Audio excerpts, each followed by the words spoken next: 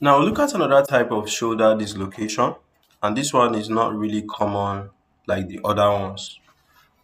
So the other ones is anterior shoulder dislocation and also the posterior shoulder dislocation. So the inferior dislocation of the shoulder is not common like that. Okay.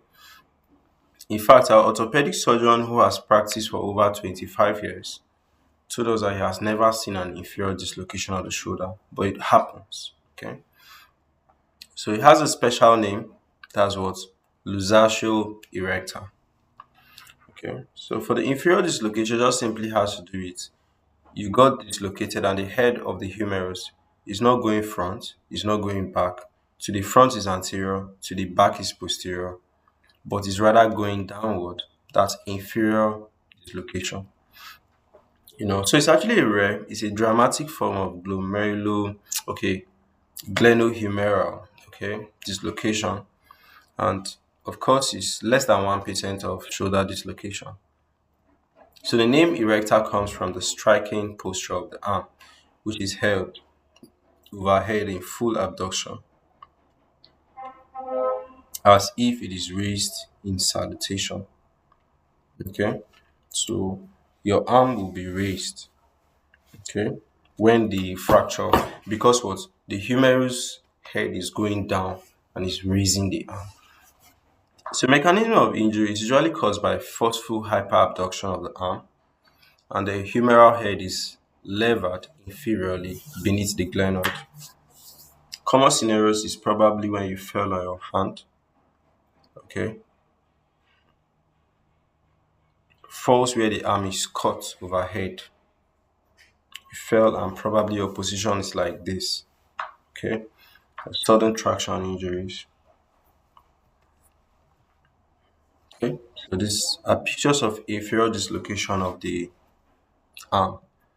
So clinical features is arm position is fixed in abduction above the head, elbow is flexed, forearm is resting or behind the head.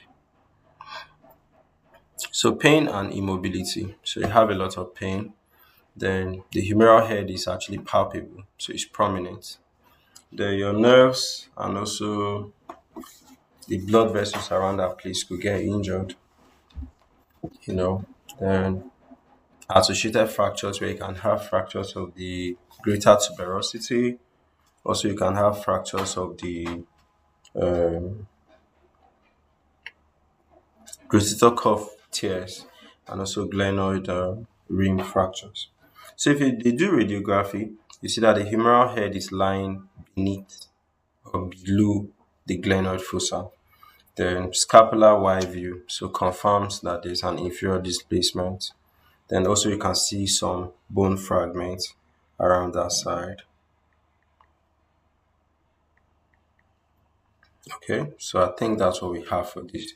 So management have to do with you first check if any blood vessel or nerve was injured during the time, and you provide analgesia or sedation just to relieve the pain.